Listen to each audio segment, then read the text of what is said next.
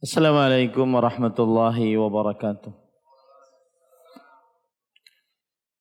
Bismillahirrahmanirrahim.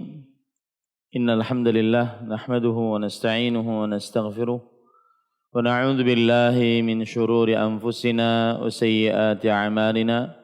Man yahdihillahu fala mudilla lahu wa man yudlil fala hadiya lahu. Wa asyhadu an la ilaha illallah wahdahu la syarika lahu.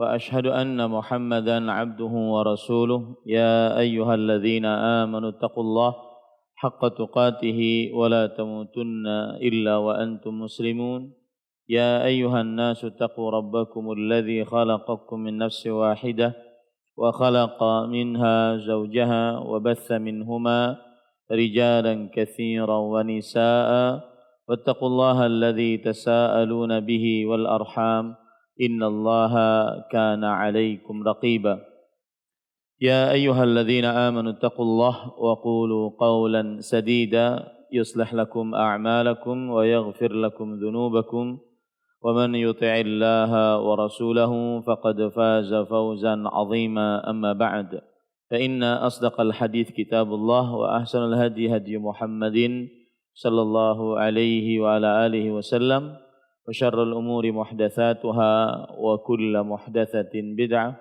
وكل بدعة ضلالة وكل ضلالة في النار.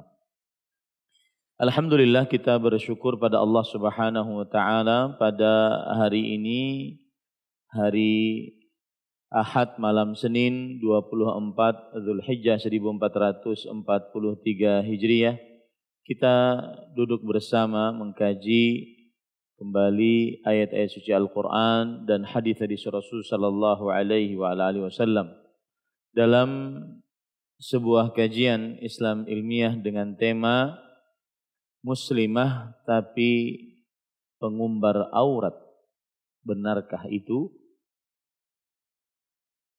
Salawat dan salam semoga selalu Allah berikan kepada Nabi kita Muhammad sallallahu alaihi wa alihi wasallam, pada keluarga beliau, para sahabat, serta orang-orang yang mengikuti beliau sampai hari kiamat kelak. Dengan nama-nama Allah yang husna dan sifat-sifatnya yang ulia, kita berdoa, Allahumma inna nas'aluka ilman nafi'an wa rizqan tayyiban wa amalan mutaqabbala, Allahumma amin. Ahibati fillah, afanillahu wa iyyakum, kaum muslimin yang saya cintai, jamaah Masjid As-Salam Bandara Sepinggan, Balikpapan, Kalimantan Timur, yang semoga selalu dirahmati oleh Allah Subhanahu wa taala. Pada kesempatan kali ini kita membahas sebuah tema yang berkaitan dengan adab dan akhlak, yaitu tentang seorang wanita muslimah diwajibkan untuk menutup auratnya dan tidak memperlihatkan keindahan dan kecantikannya. Dan sebelum kita membahas akan hal ini, maka kita harus paham betul bahwa Islam salah satu tujuan syariatnya adalah hifdzu al-'ird, menjaga kehormatan. Menjaga kehormatan. Oleh karenanya, apa saja yang merusak kesucian, kehormatan, aurat, kemaluan, maka pasti diharamkan dalam agama Islam. Pasti diharamkan dalam agama Islam. Dan oleh karenanya Allah Subhanahu wa taala mengharamkan dalam Al-Qur'an tentang zina. Allah berfirman, "Wala taqrabuz zina." Janganlah kalian mendekati perbuatan zina.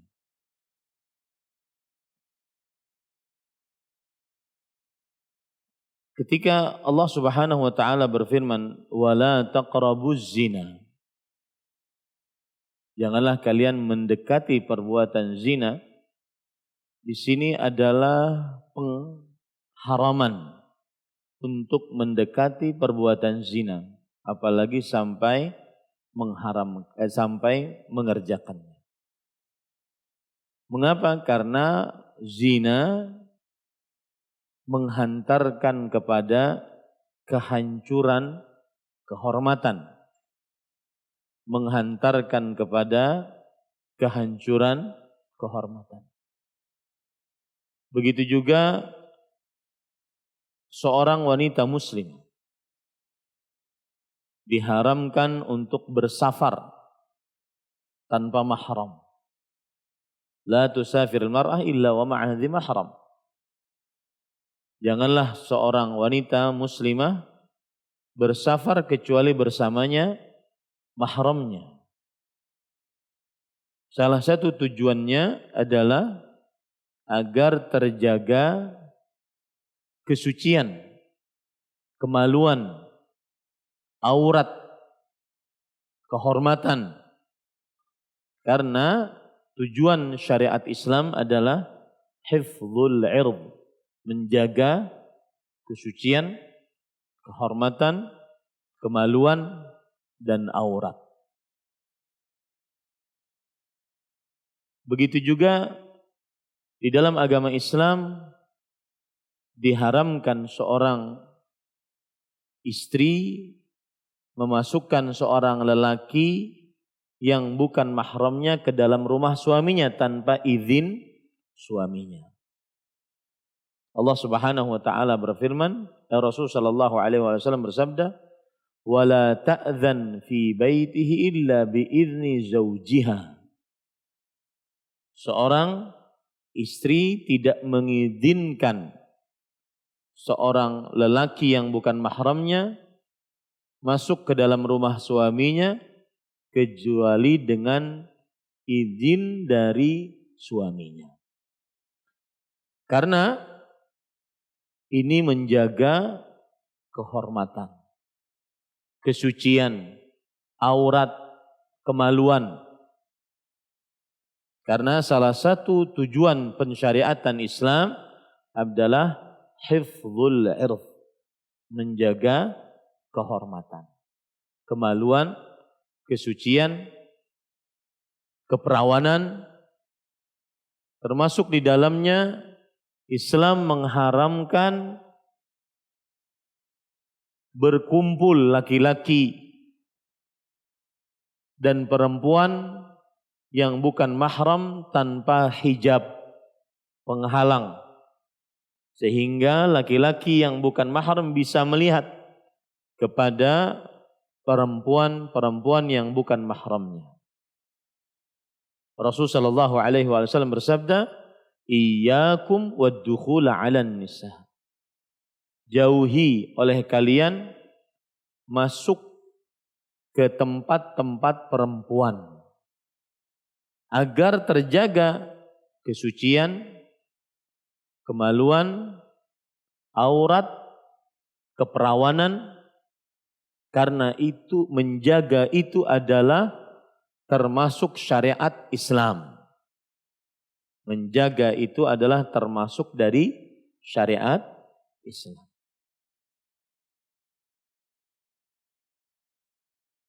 Kemudian begitu juga tidak boleh di dalam agama Islam berdua-duaan. Kalau tadi kan berkholwat, campur baur. Banyak laki-laki perempuan tanpa hijab. Kalau ini berdua-duaan diharamkan dalam agama Islam. Rasul sallallahu alaihi wasallam bersabda, "La yakhluwanna rajulun bimra'ah illa kana thalithuhuma syaitan." Tidaklah seorang laki-laki berdua-duaan dengan seorang perempuan kecuali yang ketiganya adalah syaitan. Ini kabar fi mahalli dzam wa ma'nahu nahi. Kabar dalam bentuk pencelaan dan maknanya adalah larangan. Jangan berdua-duaan.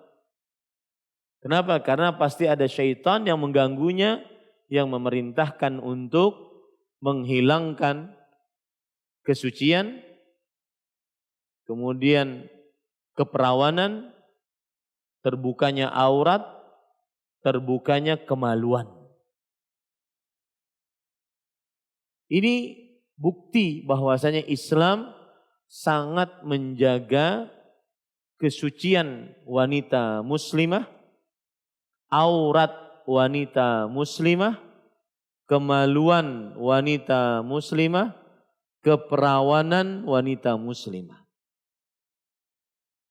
Dan pengajian ini bukan khusus untuk wanita muslimah, bahkan lebih saya tujukan kepada Anda, wahai para lelaki, yang membawahi seluruh keluarga perempuan Anda. Anda sebagai seorang suami yang mengurus istri, Anda sebagai seorang bapak yang mengurus anak-anak perempuan, sebagai seorang kakek yang mengurus cucu-cucu perempuan, sebagai seorang paman yang mengurus keponakan-keponakan perempuan, sebagai seorang kakak yang mengurus adik-adik perempuan, sebagai seorang keponakan yang mengurus dan menasihati bibi-bibi Anda. Pengajian ini lebih ditujukan bahkan kepada para lelaki. Karena kita lelaki akan ditanya oleh Allah pertama sebelum istri dan keluarga perempuan kita. Rasulullah SAW bersabda dalam hadis riwayat Bukhari, "Kullukum ra'in wa kullukum mas'ulun an ra'iyatihi. Ar-rajulu ra'in ala ahli baitihi wa mas'ulun anhum." Setiap dari kalian pemimpin dan penanggung jawab atas yang dipimpinnya. Seorang lelaki pemimpin atas orang-orang dari keluarganya dan penanggung jawab. Umar bin Khattab radhiyallahu anhu menafsiri hadis ini, beliau katakan bahwasanya seorang lelaki, orang tua lelaki, bapak, ayah akan dimintai yus'alu an auladihi qabla waladih. Akan dimintai pertanggungjawaban oleh Allah tentang anak-anaknya sebelum anaknya yang dimintai pertanggungjawaban. Maka di sini letak pentingnya. Sudah 2 poin saya sebutkan pentingnya tema ini. Yang pertama, tema ini merupakan tujuan, salah satu tujuan besar syariat Islam. Islam disyariatkan oleh Allah dan dibawa oleh Rasul sallallahu alaihi wasallam. Salah satu tujuannya adalah hifdzul ird, menjaga kesucian, kemaluan, menjaga aurat, menjaga keperawanan. Di samping 4 perkara lainnya yang perlu dijaga. Hifdzuddin, menjaga agama. Hifdzur ruh, menjaga nyawa. Hifdzuddam, hifdzul mal, menjaga harta. Hifdzun nasl, menjaga keturunan. Dan yang terakhir, hifdzul ird, menjaga kesucian. 5 dari tujuan pensyariatan Islam, untuk salah satunya untuk menjaga kesucian, kemaluan, menjaga keperawanan, menjaga aurat wanita muslimah. Poin yang kedua, mengapa tema ini penting? Karena kita, terutama para lelaki, akan dimintai pertanggungjawaban oleh Allah bagaimana seorang lelaki menjaga kesucian kemaluan keluarga perempuannya, aurat keluarga perempuannya. keperawanan keluarga perempuannya. Keperawanan keluarga perempuannya akan dimintai pertanggungjawaban oleh Allah Subhanahu wa taala. Baik. Ahibati fillah, afanillahu wa iyyakum. Kalau sudah kita paham dan yakin tema ini penting dan sangat penting, dan saya akan tambahkan kepentingan yang ketiga dari tema ini. Sengaja saya beberapa kali di beberapa tempat membahas tema ini. Salah satunya ada kisah di baliknya. Bagaimana para ulama setiap membuat buku pasti ada kisah di balik buku tersebut. Bagaimana para ulama membuat lembaga pendidikan pasti ada kisah di balik lembaga pendidikan tersebut. Maka tema ini ada kisahnya. Suatu saat saya membeli soto di siang hari di sebuah warung di tepi jalan. Warungnya itu panjang, kemudian di belakang ada panggung. Saat saya beli tidak ada apa-apa. Ketika sudah mulai dibungkus, sudah saya bayar, kemudian ada ibu-ibu berjilbab, reunian, acil-acil. Ya, reunian SMA. Kemudian mereka mulai bernyanyi, bergoyang. Dan padahal itu warung ataupun rumah makan itu untuk umum. Yang hadir di situ laki-laki sebagai pengunjung untuk makan. Dan mereka asalnya mau memulai mungkin melihat saya. Dan mungkin tahu bahwasanya termasuk yang sangat keras dalam hal bernyanyi dan bermusik adalah yang melarangnya adalah video-video saya. Tapi mereka semakin bernyanyi dan semakin bergoyang.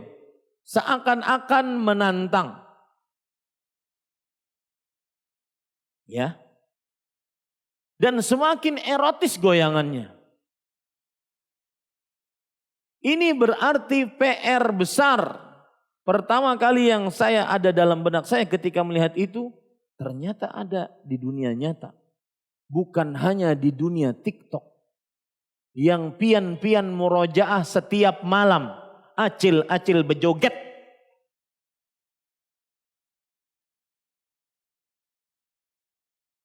Ya.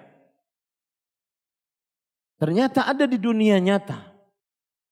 Dan yang benak pertama kali ada pada waktu itu adalah ini mana lakinya? Lakinya kemana?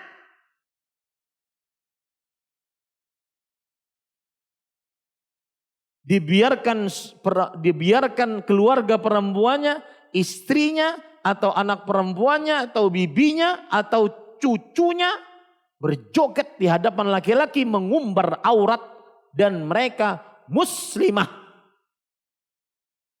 Mana lakinya? Ainal ghairah? Mana rasa cemburu? Ainal rajulah? Mana kelaki-lakian?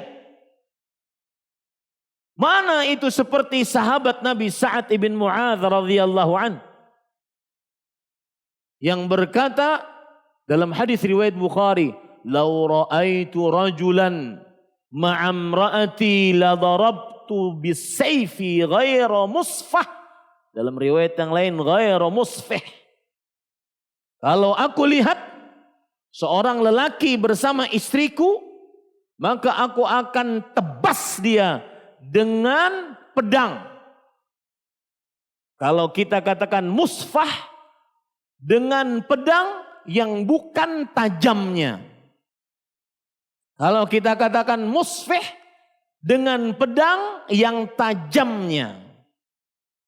Mendengar itu, Rasul sallallahu alaihi wa ala alihi wasallam mengomentari perkataan Sa'ad ibn Mu'adz radhiyallahu anhu.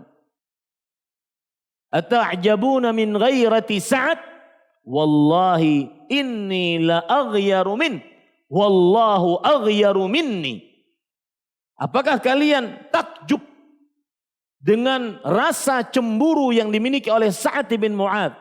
dan diriwayatkan Sa'ad bin Mu'adz ini sering menikah. Nikah, cerai, nikah, cerai, menikah, cerai. Tetapi janda-janda beliau tidak ada yang menikah dengan laki-laki lain. Gara-gara beliau mempunyai rasa cemburu. Beliau nafkahi itu janda-janda beliau. Dan tidak menikah dengan laki-laki lain. Kemudian, apakah kalian takjub dengan rasa cemburunya Sa'ad bin Mu'adz? Demi Allah, aku lebih cemburu dibandingkan Sa'ad bin Mu'adz. Dan Allah lebih cemburu daripada aku. Ali bin Abi Thalib radhiyallahu anhu ketika dari Irak pergi ke kota Madinah, melihat orang-orang di pasar kota Madinah, perempuan laki-laki berkumpul di pasar, saling berseliweran. Ya ahlal Madinah, aina ulama'ukum? Wahai penduduk kota Madinah, mana ulama-ulama kalian? Aina rijal? Mana para lelaki? Kalian biarkan nisa'ukum yuzahimnal uluj fil aswaq.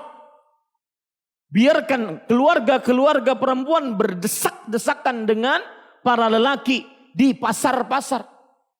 Ainal ghairah? Mana rasa cemburu? Mana rasa laki-laki? Dan ini tamparan keras bagi seorang lelaki yang membiarkan istrinya berjoget di media sosial. Dinikmati oleh laki-laki hidung belang. Dan lebih parah lagi, yang memvideokan lakinya. Lebih parah lagi, mereka mencari cuan dengan itu. Mana laki-lakinya? Perhatikan anak perempuan Anda yang Anda berikan handphone pribadi kepadanya. Punya kamar pribadi, di dalam kamar ada kamar mandi, selesai tidak keluar sama sekali. Keluar hanya untuk makan, sholatnya kita nggak tahu, ngapain nggak tahu. Itulah yang terlihat di media sosial. Membuka aurat, menampakkan kecantikan, memperlihatkan kemolekan tubuh, keindahan. Mana laki-laki seseorang muslim? Makanya saya katakan kajian ini, karena ada tadi yang bertanya kepada saya, ini kajian khusus muslimah. Tidak, laki-laki lebih utama untuk menjaga kesucian wanita muslimahnya. Menjaga aurat keluarga perempuannya. Menjaga keperawanan keluarga perempuannya. Baik, ahibati fillah, afanillah wa iyyakum. Itulah kisah mengapa hari-hari ini saya akan keliling dengan tema yang sama. Biarkan kaum muslimat, kaum muslimin tahu hukumnya. Bahwasanya ini haram dan ini radhilah, ini kerendahan, ini dekadensi moral, ini kehinaan. Ini bukan sebuah kebudayaan yang dianut oleh Negara Kesatuan Republik Indonesia dari mulai semenjak dahulu. Ini adalah kerendahan moral. Ketika seorang wanita muslimah menampakkan kecantikan, perhiasan, keindahan, kemolekan tubuh, dan seterusnya. Ahibati fillah, sebelum saya lanjut, saya akan menyebutkan sinopsis dari kajian ini. Yang pertama, saya akan menceritakan tentang buruknya wanita yang memperlihatkan keindahan, kecantikan, perhiasan, kemolekan tubuh, kemulusan kulit, dan segala macam yang mengumbar aurat dan syahwat bagi laki-laki. Ini yang pertama. Sinopsis yang kedua yang akan saya sebutkan adalah yaitu kita akan membicarakan tentang bahayanya para lelaki yang mempunyai sikap dayyuth, yang membiarkan keluarga perempuannya berbuat kekejian. Berbuat kekejian. Yang ketiga, contoh-contoh dari hal-hal yang diharamkan seorang wanita muslimah dalam perihal aurat dan kemaluan. Apa saja yang diharamkan untuk dilakukan wanita muslimah. Karena sebagian wanita muslimah menganggap ini tidak mengapa. Saya berjilbab kok. Saya cuma goyang 2 jari saja. Apa salahnya? Maka kita akan kupas nanti contoh-contohnya. Sekarang yang pertama, para ikhwah yang dirahmati oleh Allah Subhanahu wa taala, buruknya seorang wanita muslimah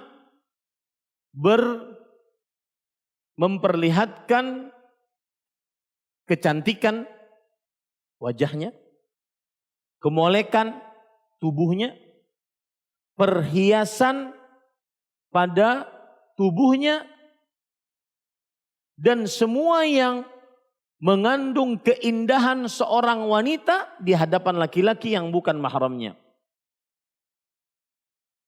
Atau istilah lain di dalam agama adalah yang disebut dengan at-tabarruj. Allah Subhanahu wa taala berfirman di dalam surah Al-Ahzab ayat 33, "Wa qarna fi buyutikunna wa la tabarrajna tabarrujal jahiliyatil ula." Dan hendaklah para perempuan berdiam di rumah-rumah mereka, dan janganlah mereka bertabarruj, berbuat tabarruj sebagaimana wanita-wanita jahiliyah pada awal mulanya berbuat tabarruj.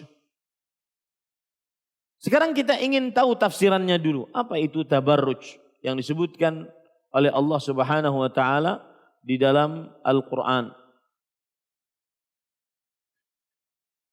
Kalau kita perhatikan penjelasan dari para ulama tafsir, seperti misalkan Imam Mujahid bin Jabr, yang mana para ulama mengatakan idza ja'aka an Mujahid fahasbuk. Jika ada tafsiran dari Imam Mujahid, maka cukup bagimu. Imam Mujahid rahimahullahu taala berkata, "Kanatil mar'ah takhruju tamshi baina yaday rijal, fadzalika tabarrujul jahiliyatil ula." Seorang wanita keluar rumah, berjalan mondar-mandir di hadapan para lelaki. Itulah perbuatan tabarruj wanita-wanita jahiliyah. Maka saya nasihatkan kepada orang tua yang mempunyai anak-anak perempuan.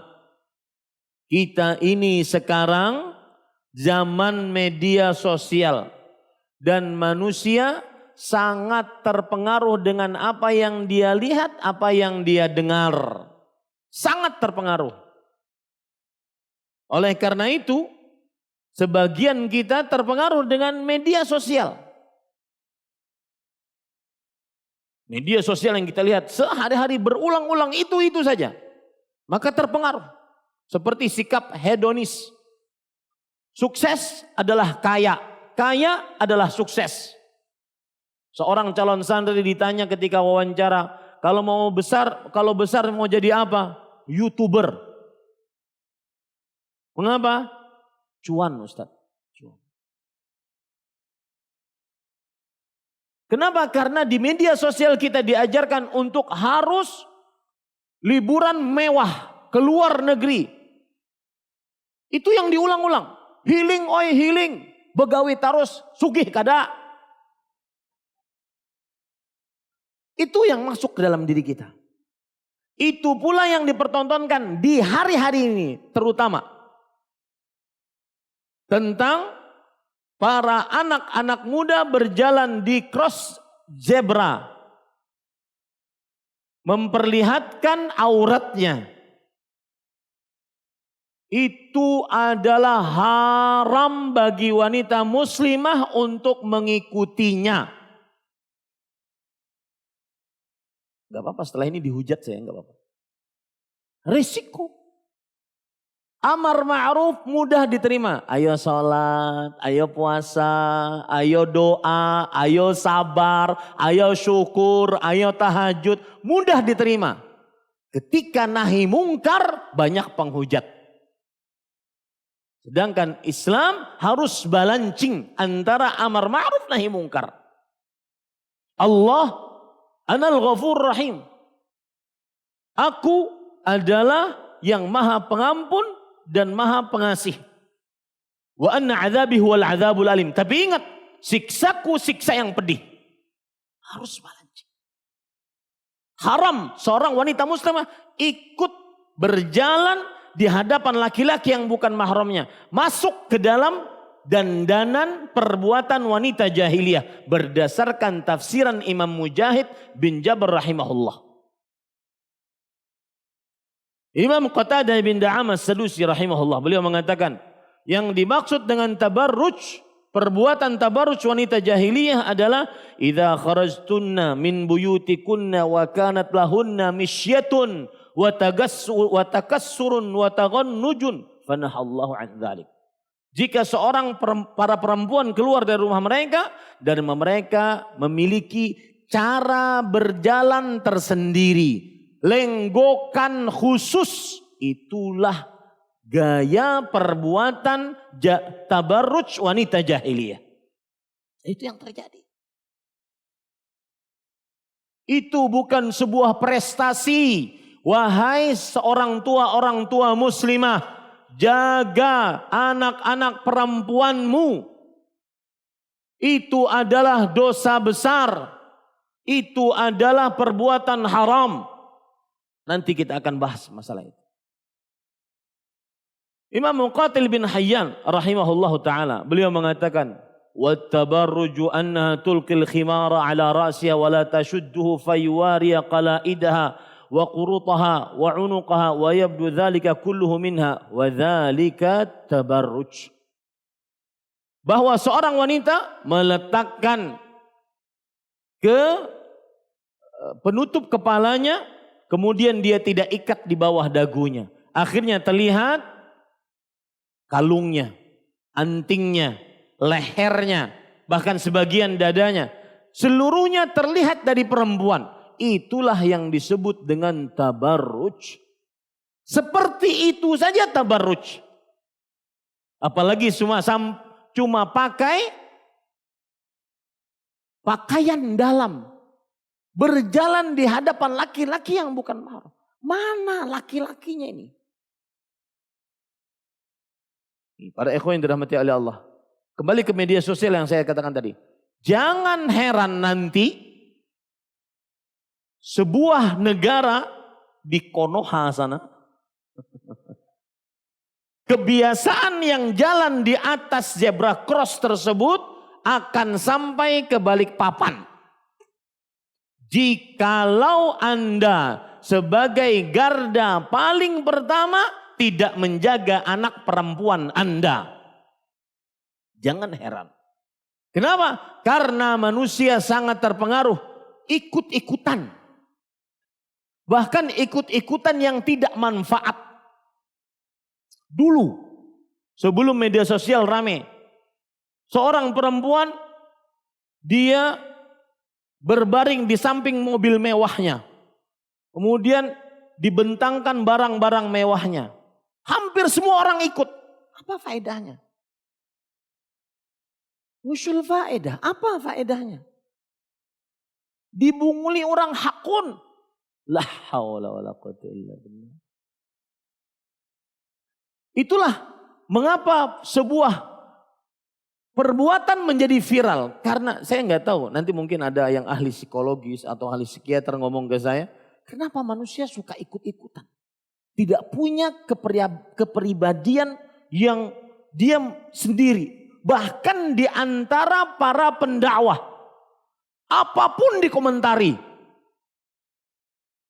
Gak perlu apapun dikomentari. Kecuali yang memang di dalamnya ada inti dakwah. Kaum muslimin apa saja ikut. Nanti terombang. Kenapa harus ikut? Kita punya agenda tersendiri dalam hidup kita. Wa ma khalaqatul jinna wal insa illa liya'budun. Tidaklah kuciptakan jin dan manusia kecuali untuk beribadah kepada Aku. Baik, itu tafsiran perbuatan tabarruj. Sekarang kalau kita lihat apa pengertian tabarruj. Para ikhwan yang dirahmati oleh Allah Subhanahu wa taala,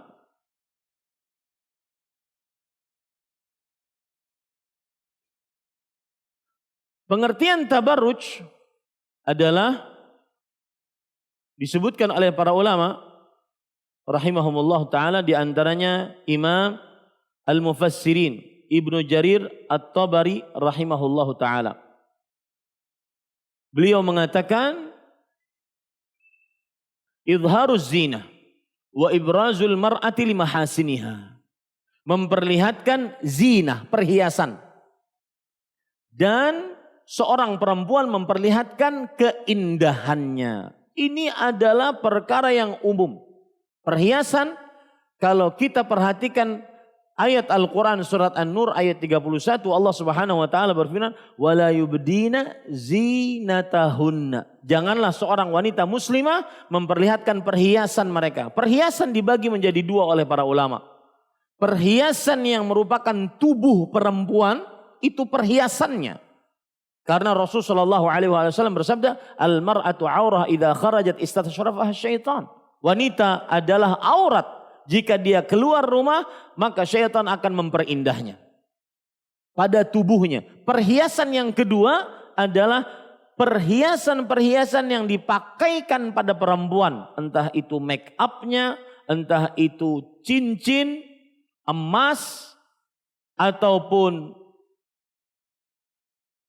gelang kaki, gelang tangan, kalung, perhiasan emas atau perak yang jelas memperlihatkannya di hadapan laki-laki yang bukan mahramnya.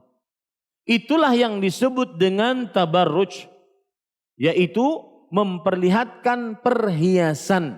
Perhiasan di sini ada dua yang saya sebutkan tadi. Tubuhnya dan perhiasan yang dipakaikan pada tubuhnya. Tubuhnya bagaimana? Wajahnya yang cantik. Maka perhatikan wanita-wanita muslimah yang suka membuat video-video di aplikasi-aplikasi media sosial memperlihatkan kecantikan wajahnya. Itu adalah perbuatan tabarruj. Wajahmu yang cantik diperlihatkan ke hadapan wanita, ke hadapan laki-laki yang bukan mahramnya. Itu perbuatan tabarruj.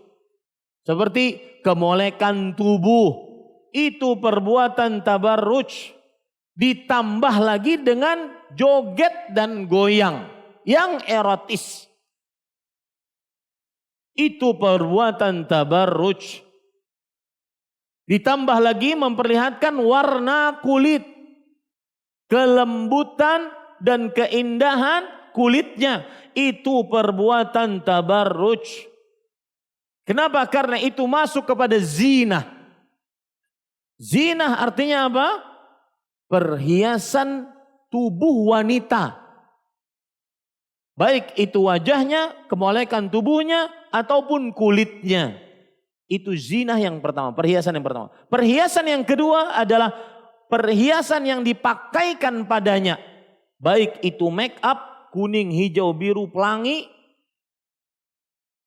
bulu mata yang indah, cetar membahana, kemudian make up, anting, cincin hidung dicincini, subhanallah. Ya. Kemudian hinna yang dipakai di tangan perempuan, cincin, gelang kaki, cincin jempol di cincin ini. Belum pernah melihat seorang perempuan jualan soto Banjar. Meracik loh. Itu memakai emasnya subhanallah. Pian. Dari mulai ujung pergelangan sampai ujung siku. Si Acil ini.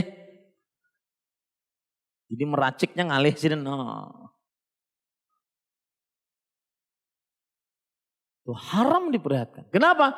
Karena dipakaikan kepadanya hal yang membuat dia indah.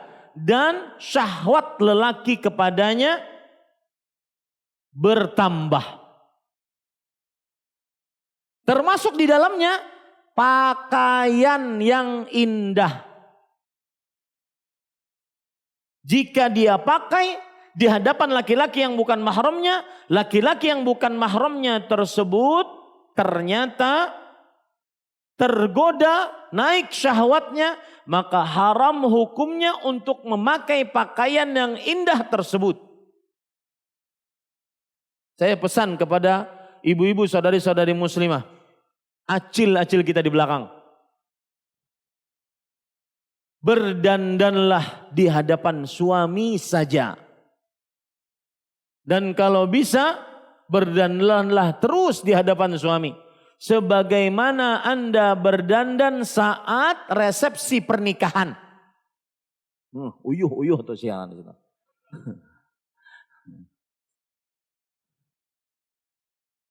Ya. Tidak perlu berdandan di hadapan laki-laki yang bukan mahramnya. Baik itu di dalam rumah atau di luar rumah. Makanya dari tadi saya tidak menggunakan kata-kata di luar rumah.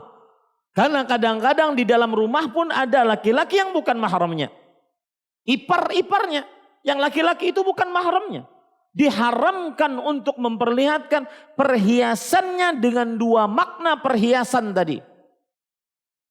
Wajahnya yang cantik, kemolekan tubuhnya, warna kulitnya, rambutnya yang indah, kemudian ketinggian badannya diharamkan. Atau perhiasan yang dia pakaikan, make upnya, perhiasan-perhiasan yang dia pakaikan, bahkan sampai pakaiannya. Bahkan sampai wanita yang bercadar.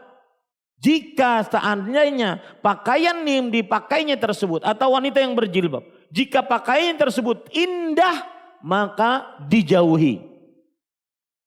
Karena Allah berfirman dalam Al-Quran, wala yubdina zinatahunna. Janganlah kalian wahai para perempuan memperlihatkan perhiasan-perhiasan kalian. Itu arti tabarruj disebutkan oleh Imam Ibnu Jarir At-Tabari rahimahullah dalam kitab beliau Al-Jami' fi ta'wil ayil Quran. Jami'ul Bayan fi ta'wil ayil Quran. Atau yang dikenal dengan tafsir Imam Ibnu Jarir At-Tabari rahimahullah. Lihat lagi, penjelasan disebutkan di dalam kitab Al-Hijab. Kullu zinah, perhatikan para perempuan, setiap perhiasan, au tajammulin, atau berbuat cantik. Taqsudul mar'atu bi'idharihi, seorang wanita menginginkan untuk memperlihatkannya antahluwa fi a'yunil ajanib, yaitu dia dianggap indah manis di hadapan laki-laki yang bukan mahramnya, apapun itu bentuknya. Ya, maka hati-hati bapak-bapak, keluarga-keluarga perempuan Anda. Baik, sekarang apa buruknya tabarruj? Pengertiannya sudah kita bahas. Yang pertama, bertabarruj adalah maksiat kepada Allah dan Rasulnya sallallahu alaihi wasallam. Dan yang bermaksiat kepada Allah secara umum, dia enggan masuk ke dalam nerakanya Allah Subhanahu wa taala. Dalam hadis riwayat Imam Bukhari dari sahabat Nabi Abu Hurairah radhiyallahu an, Rasul sallallahu alaihi wasallam bersabda, "Kullu ummati yadkhulunal jannah illa man aba." Setiap umatku akan masuk ke dalam surga kecuali orang yang enggan. Qalu ya Rasulullah, wa man ya'ba? Wahai Rasulullah, siapa yang enggan? Rasulullah SAW bersabda, "Man ata'ani dakhal jannah, wa man asani faqad aba." Perbuatan tabarruj memperlihatkan kecantikan, keindahan, perhiasan, aurat dari wanita adalah termasuk maksiat kepada Allah Subhanahu wa taala. Apa dalilnya? Dalilnya hadis riwayat Imam Ahmad dari Amirul Mukminin Muawiyah bin Abi Sufyan radhiyallahu anhu. Beliau bercerita, khataban nasa Muawiyatu Abu Hariz, pembantunya Muawiyah bercerita, khataban nasa Muawiyatu radhiyallahu anhu bihims. Muawiyah bin Abi Sufyan yang waktu itu Amirul Mukminin berkhutbah di hadapan manusia di kota Homs, Suriah sekarang. Fadzakara fi khutbatihi anna Rasul sallallahu alaihi wasallam harrama sab'ata asya. Di dalam khutbahnya Muawiyah bercerita bahwa Rasul sallallahu alaihi wasallam mengharamkan 7 perkara. Wa inni uballighukum dzalik wa anhaakum anhu. Dan aku sampaikan 7 perkara tersebut kepada kalian dan aku larang kalian atasnya. Minhunna an-nauh, yaitu meratapi mayat terlalu berlebih-lebihan. Wasya'r, seorang perempuan menggundul rambut jika mendapatkan kematian seorang yang dicintainya. Wattasawir, membuat patung-patung yang merupakan makhluk hidup. Wattabarruj, dan perbuatan tabarruj. Wajuludus siba', dan kulit-kulit binatang buas. Wadzahab, dan perhiasan emas bagi laki-laki. Wal harir, dan pemakaian sutra bagi laki-laki.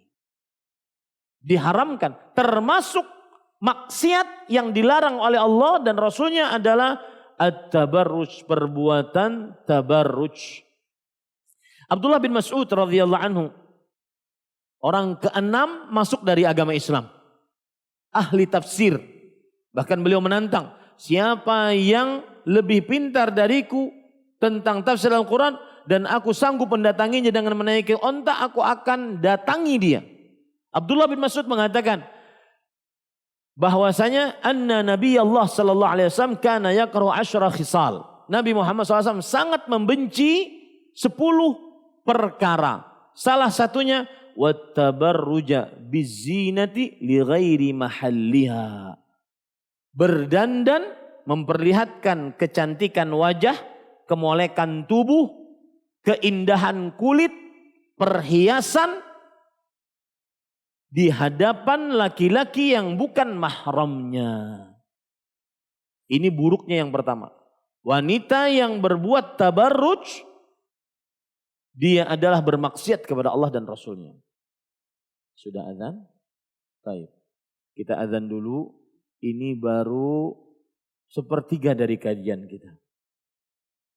Masih belum selesai. Saya punya 10 buruknya wanita yang melakukan perbuatan tabarruj. Belum nanti mana kelaki-lakianmu wahai para lelaki. Belum nanti contoh-contoh dari perbuatan-perbuatan tabarruj. Mudah-mudahan Allah memudahkan kita menyelesaikannya. Wa sallallahu nabiyana Muhammad walhamdulillahirabbil alamin. Wassalamualaikum warahmatullahi wabarakatuh. Bismillahirrahmanirrahim. Alhamdulillahirabbil alamin wa sallallahu wasallam wa baraka ala abdihi wa rasulih nabiyina Muhammad wa ala alihi wa ashabihi ajma'in. Amma ba'd. Kita lanjutkan kajian Islam ilmiah dengan tema muslimah tapi pengumbat aurat. Buruknya yang kedua, seorang wanita muslimah yang bertabarruj, memperlihatkan kecantikan wajah, keindahan rambut, kemolekan tubuh, kemulusan kulit, dan perhiasan-perhiasan yang dipakainya adalah perbuatan tabarruj, adalah dosa besar. Perbuatan tabarruj adalah dosa besar. Sebagaimana disebutkan dalam hadis riwayat Imam Ahmad dari Umaymah binti Ruqaiqah. Beliau mendatangi Rasul sallallahu alaihi wasallam untuk membaiat Rasulullah sallallahu alaihi wasallam di atas Islam. Lalu Rasulullah sallallahu alaihi wasallam bersabda, "Ubayyi'uki ala alla tusyriki billahi syai'an wa la tasriqi wa la tazni wa la taqtuli waladaki wa la tafti bi buhtanin taftarinahu baina yadayki wa rijlayki wa la tanuhi wa la tatabarruji tabarrajal jahiliyatil ula." Kata Rasul sallallahu alaihi wasallam, "Aku membaiat engkau wahai Umaymah untuk tidak mensyirikkan Allah, tidak mencuri, tidak berzina, tidak membunuh anakmu, tidak berdusta di antara kedua tanganmu dan kedua kakimu, tidak meratapi mayat terlalu berlebih-lebihan, dan tidak berbuat tabarruj sebagaimana wanita jahiliyah berbuat tabarruj." Lihat hadis ini, Rasul sallallahu alaihi wasallam menggandengkan dosa kesyirikan, dosa paling terbesar, dosa mencuri, berzina, membunuh, dan meratapi, semuanya dosa-dosa besar, digandengkan dengan dosa berbuat tabarruj. Memperlihatkan kecantikan wajah, keindahan rambut, kemolekan tubuh, kemulusan kulit, dan segala macam perhiasan di hadapan laki-laki yang bukan mahramnya. Ini menunjukkan bahwasanya berbuat tabarruj adalah dosa besar. Buruknya yang ketiga, berbuat tabarruj adalah mendatangkan laknat Allah Subhanahu wa taala. Dan arti laknat, kata para ulama tabi'i di antaranya Imam Abu Aliyah rahimahullah, at-tard wal ib'ad min rahmatillah. Diusir dan dijauhkan dari rahmat Allah. Berbuat tabarruj memperlihatkan kecantikan wajah, keindahan rambut, kemolekan tubuh, kebagusan kulit, dan segala macam perhiasan dan keindahan yang dimiliki oleh wanita di hadapan laki-laki yang bukan mahramnya. Ini adalah mendatangkan laknat, dan wanita-wanita yang seperti itu adalah wanita-wanita terlaknat. Sebagaimana hadis yang diriwayatkan oleh Imam At-Tabarani dalam kitabnya Al-Mu'jamus Shaghir, yang disahihkan oleh Imam Al-Albani rahimahullah, dari sahabat Nabi Abdullah bin Amr bin As radhiyallahu anhuma, Rasulullah sallallahu alaihi wasallam bersabda, "Sayakunu fi akhiri hadhil ummah nisa'un kasiyat 'ariyat 'ala ru'usihinna ka'asnimatil mukhtil ma'ilah il'anuhunna fa innahunna mal'unat." Akan terjadi di akhir umat ini wanita-wanita memakai pakaian tetapi telanjang. Rambut-rambut mereka bagaikan punuk unta yang miring. Laknatlah wanita-wanita tersebut, sesungguhnya mereka adalah wanita-wanita yang terlaknat. Wanita-wanita yang memakai pakaian tetapi telanjang, dijelaskan oleh Imam An-Nawawi rahimahullah maknanya. Di antaranya wanita-wanita yang menutup sebagian tubuhnya dan membiarkan sebagian yang lain terbuka. Satu. Yang kedua, wanita-wanita yang memakai pakaian tetapi telanjang, wanita-wanita yang memakai pakaian yang tipis menerawang, sehingga warna kulit tubuhnya kelihatan dan juga kemolekan tubuhnya kelihatan. Kemudian yang ketiga, termasuk tafsiran Imam An-Nawawi rahimahullah, dan ini sindiran bagi wanita muslimah yang mungkin memperhatikan kecantikan, memperhatikan kecantikan wajah, kebagusan rambut, kuku, dan juga badan dan seterusnya. Akan tetapi nol dalam perkara agama. Wanita-wanita yang kasiat memakai pakaian, memperhatikan penampilan. Memakai pakaian, memperhatikan penampilan. Ariyat, telanjang. Nol dalam perkara agama.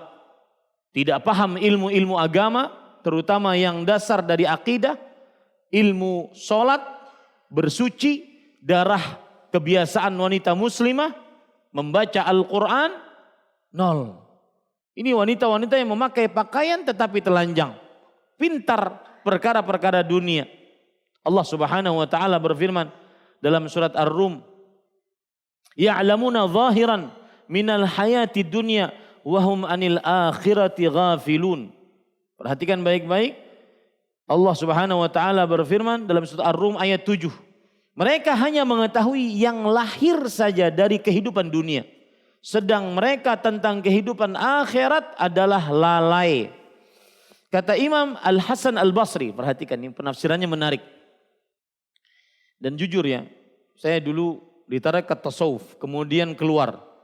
Salah satu yang membuat saya ke dakwah salaf, mudah-mudahan mati di atasnya, adalah ketika pengajian didasari oleh Al-Quran, hadis Rasul. Kemudian dibumbui dengan perkataan-perkataan ulama. Itu adalah pengajian yang saya pribadi paling suka. Dibandingkan terlalu banyak retorika, tafsiran-tafsiran dari kantong sendiri. Dalil, sebutkan sebuah pernyataan, hukum, sebutkan dalilnya dari Al-Quran, hadis Rasul, dibumbui oleh perkataan para sahabat, para salafus saleh, para tabi'in, para tabi'ut tabi'in. Itu yang membuat tenang hati. Dan itu yang ilmiah. Pengajian yang ilmiah yang seperti itu. Adapun pengajian yang ilmiah dianggap bahwa, wah Ustadz belum pernah nih Ustadz lain menjelaskan seperti ini. Ya, belum pernah Ustadz lain menjelaskan seperti ini. Ini ada dua makna. Mungkin memang menyimpang, makanya tidak pernah dijelaskan oleh Ustadz lain. Atau mungkin memang ilmunya dalam. Tapi yang jelas ilmiah adalah berdasar dari Al-Quran, hadis Rasul, dibumbui oleh perkataan para sahabat, para tabi'in, para tabi'ut tabi'in, para imam, para ulama. Lihat Al-Hasan Al-Basri rahimahullah, beliau berkata, "Wallahi la balagha min ahadihim bidunyahu annahu yaqlibu dirham ala dhufrih fa yukhbiruka biwaznih wa ma yuhsinu an yusalli." Demi Allah, sungguh sampai kepada salah seorang dari mereka mengetahui yang lahir saja dari kehidupan dunia, sampai-sampai mereka meletakkan dirham, koin, dirham, perak di atas kukunya tanpa ditimbang. Mereka mengetahui berapa itu beratnya. Saking pintarnya perkara dunia. Tetapi wa ma yuhsinu an yusalli, tapi tidak bisa sholat dengan baik dan benar. Hati-hati para perempuan muslimah, suka nyalon ke salon, memperhatikan rambut, kemudian ke perawatan wajah, pedicure, akan tetapi tidak paham tentang ilmu dasar akidah. Tidak paham tentang sholat. Kalau berbicara tentang sholat, berbicara tentang toharah. Terutama darah-darah kebiasaan wanita muslimah. Itu wajib setiap muslimah mengetahuinya. Kemudian tidak paham tentang puasa. Tidak paham, tidak bisa baca Quran. Tidak punya hafalan yang banyak dari Al-Quran. Dan seterusnya.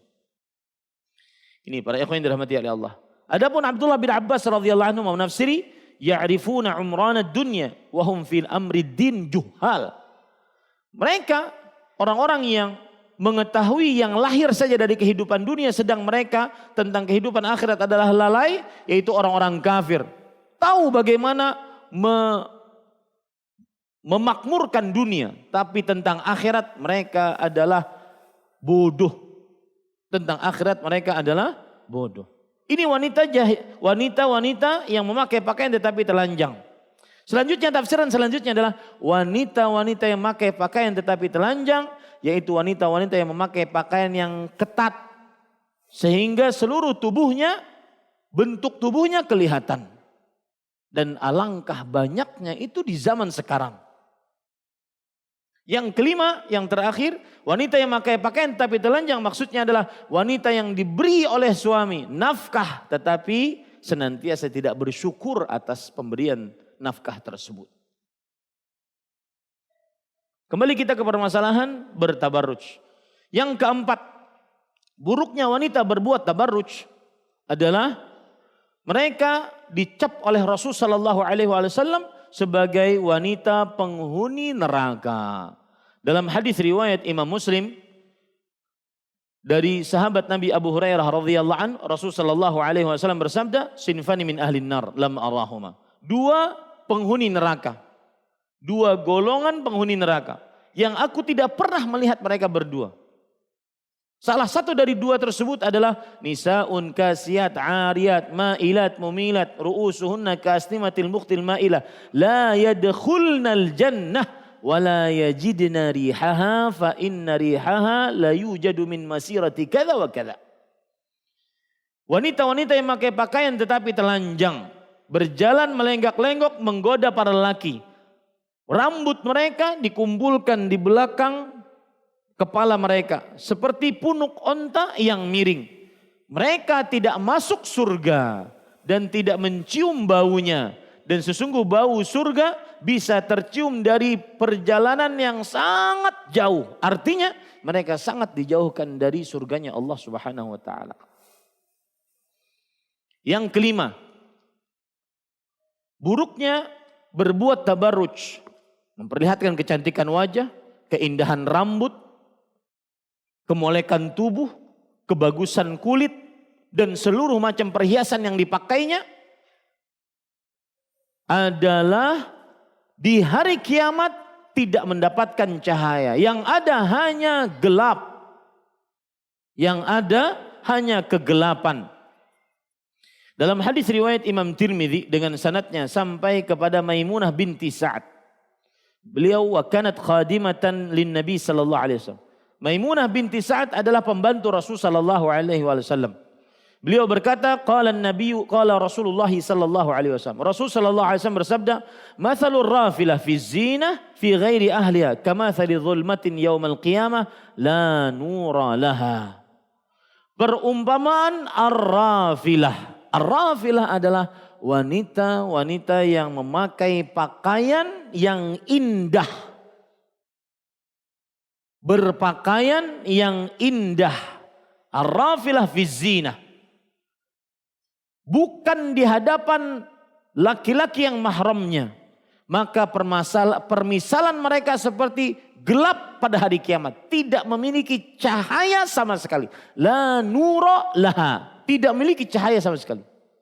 Di saat orang-orang di hari kiamat, saat berjalan di atas sirat, yang gambaran sirat disebutkan dalam hadis-hadis sahih. Riwayat Muslim, dahdun mazillah, licin, menggelincirkan. Wa fi hafataihi kalalib, samping-sampingnya ada besi-besi bengkok pengait.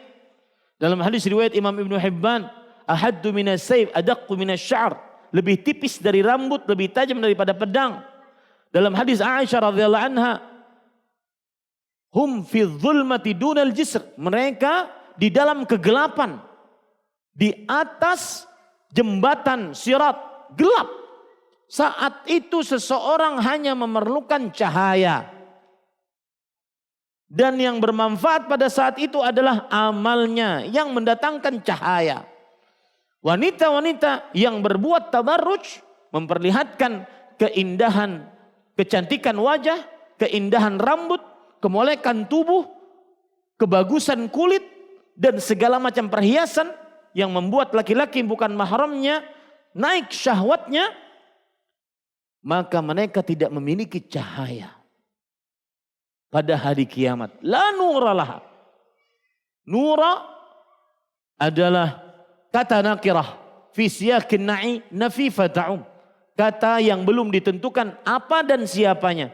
Dalam bentuk peniadaan menunjukkan kepada keumuman tidak ada cahaya sama sekali.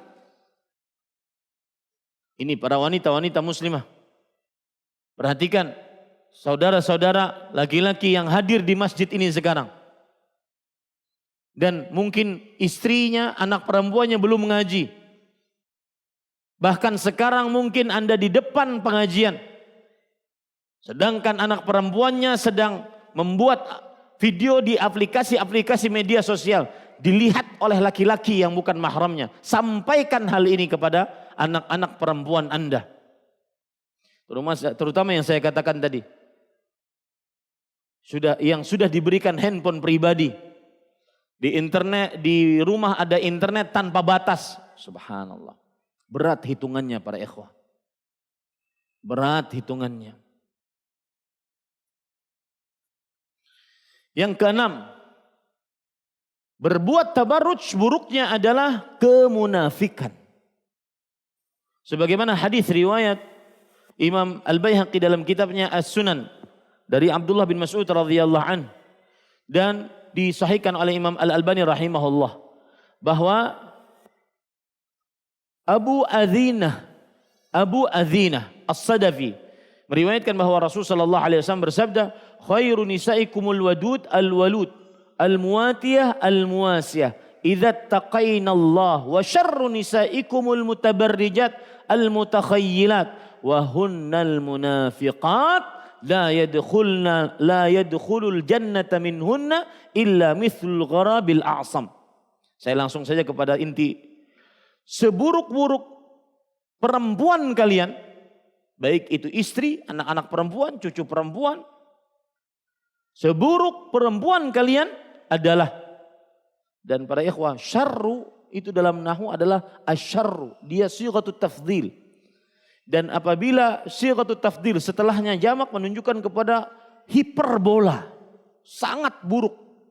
Wanita paling terburuk di antara kalian, begitu terjemahannya, adalah wanita yang berbuat tabarruj. Mereka adalah wanita-wanita yang munafik. Tidak masuk surga dari mereka kecuali seperti al-ghurabul a'sam, seperti burung gagak yang paruhnya merah, dan itu sangat jarang. Saya pernah menyimpan kalau tidak salah gambarnya al-ghurabul a'sam. Kita di zaman media sosial yang sangat mudah bagi kita untuk memperlihatkan sesuatu, maka gunakanlah agar semakin paham orang yang mendengar kajian kita. Ini al-ghurabul a'sam.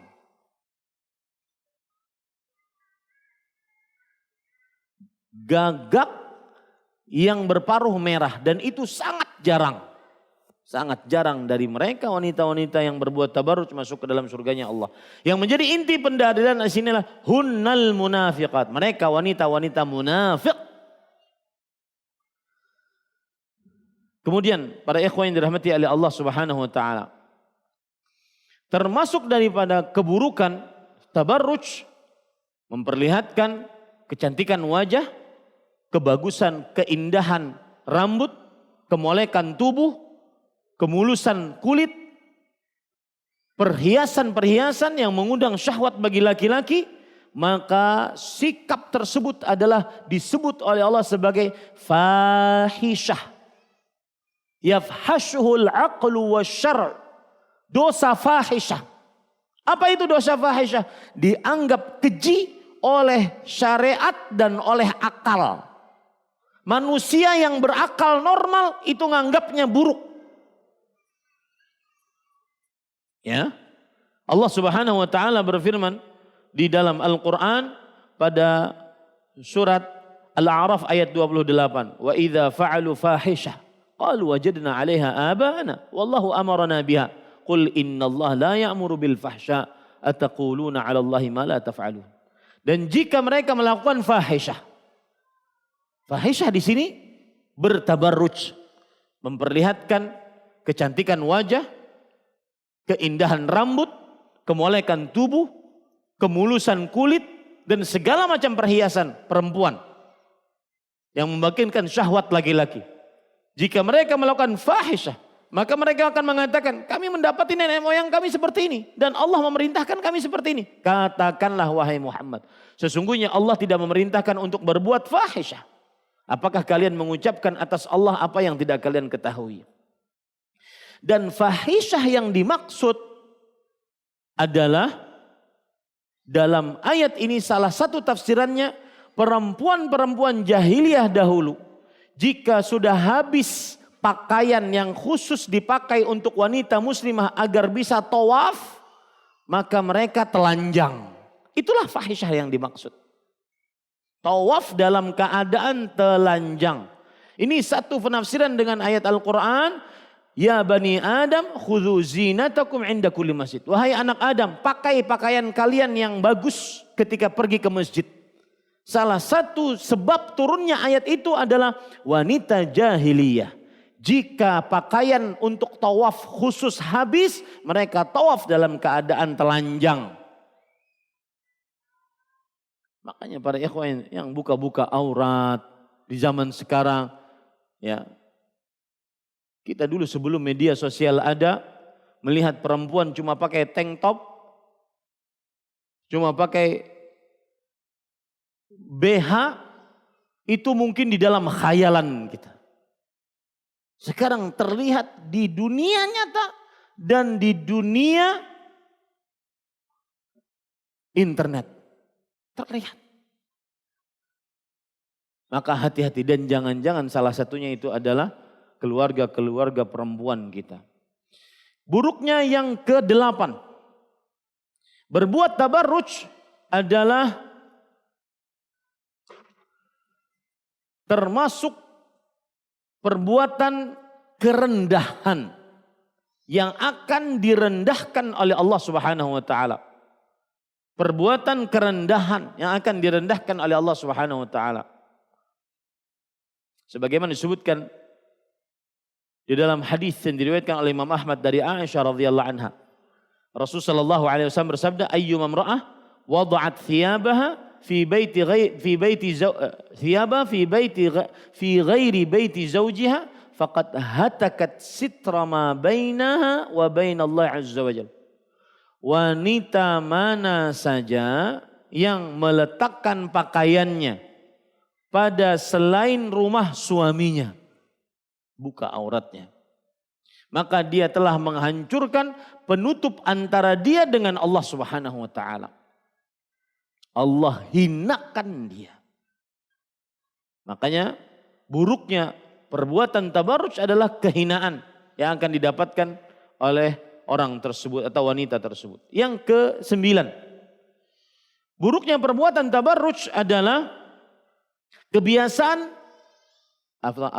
ajaran, bukan kebiasaan, ajaran iblis. Iblis salah satu ajarannya membuat nenek moyang kita, Adam dan Hawa alaihissalam, telanjang. Sebagaimana disebutkan oleh Allah Subhanahu wa taala di dalam surat Al-A'raf ayat 20, Al-A'raf ayat 22, fawaswasa lahum syaitan. Syaitan mengganggu, membisikkan kepada mereka berdua, liyubdiya lahuma ma wuriya anhuma min sawatihim, agar terlihat, nampak dari aurat mereka berdua. Allah berfirman juga, fadallahuma bighurur. Maka syaitan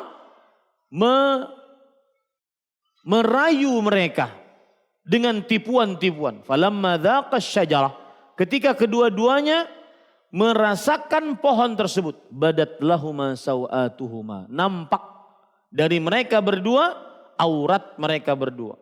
Wa tafiqa yakhsifani alaihima min waraqil jannah. Langsung mereka berdua menutupi aurat mereka berdua dengan daun-daun dari surga. Berarti menampakkan aurat, membuka kemaluan, ini adalah ajaran iblis. Di situ buruknya perbuatan tabarruj. Yang mana tabarruj? Memperlihatkan kecantikan, keindahan rambut, kemolekan tubuh, aurat, dan seterusnya. Yang terakhir yang ke-10. Buruknya tabarruj adalah dia adalah kebiasaan kaum Yahudi dan Nasrani. Kebiasaan kaum Yahudi dan Nasrani. Disebutkan dalam hadis yang diriwayatkan dari sahabat Nabi Abu Sa'id Al-Khudri radhiyallahu anhu. Rasulullah sallallahu alaihi wasallam bercerita, "Kanat imra'atun min Bani Israil qasiratan tamshi ma'a imra'atain tawilatain fattakhadhat rijlaini min khashab wa khataman min dhahab mughallafan bitin thumma hashathu miskan wa huwa atyabut tib famarrat bainal mar'atain falam ya'rifuha faqalat biyadiha hakadha. Yang artinya adalah seorang wanita dari Bani Israel, pendek tubuhnya, berjalan di antara dua perempuan yang tinggi. Maka perempuan yang pendek ini mengambil sepatu hak tinggi, memakai perhiasan emas, kemudian dipakai minyak wangi, misik, dan dia adalah minyak wangi yang paling wangi. Jika dia berjalan di antara perempuan yang tinggi tersebut, orang-orang tidak mengenalnya sampai dia tebarkan kewangiannya. Menunjukkan bahwasanya perbuatan tabarruj adalah kebiasaan kaum jahiliyah, Yahudi dan Nasrani. Ini para ikhwan yang dirahmati oleh Allah Subhanahu wa taala. Sekarang kita masuk kepada poin yang kedua, yaitu laki-laki semestinya mempunyai sikap ghairah, rasa cemburu, sifat kelaki-lakian untuk menjaga kesucian, aurat, kemaluan, keperawanan seorang wanita muslimah. Rasul sallallahu alaihi wasallam bersabda dalam hadis riwayat Imam Tirmidzi, bahkan ini jihad, menjaga kesucian keluarga perempuan Anda, aurat keluarga perempuan Anda, keperawanan keluarga perempuan Anda. Ini adalah jihad. Apa dalilnya? Rasul sallallahu alaihi wasallam bersabda dalam hadis riwayat Imam Tirmidzi dari Sa'id ibn Zaid. Beliau bercerita, sami'tu Rasulullah sallallahu alaihi wasallam yaqul man qutila duna malihi fahuwa syahid. Wa man qutila duna damihi fahuwa syahid. Wa man qutila duna dinihi fahuwa syahid. Wa man qutila duna ahlihi fahuwa syahid. Yang terbunuh karena menjaga harta, dia syahid. Yang terbunuh karena menjaga nyawa, dia syahid. Yang terbunuh karena menjaga agama, dia syahid. Yang terbunuh karena menjaga aurat, kesucian, kemaluan, keperawanan keluarga perempuannya, maka dia adalah syahid. Jagalah para ikhwah yang dirahmati oleh Allah. Minimal yang hadir ini dulu. Nanti sampaikan kepada keluarga-keluarganya dengan pelan-pelan. Hukum ini mungkin sebagian kaum muslimin tidak mengetahuinya. Kemudian para ikhwan yang dirahmati oleh Allah Subhanahu wa taala, lihat lagi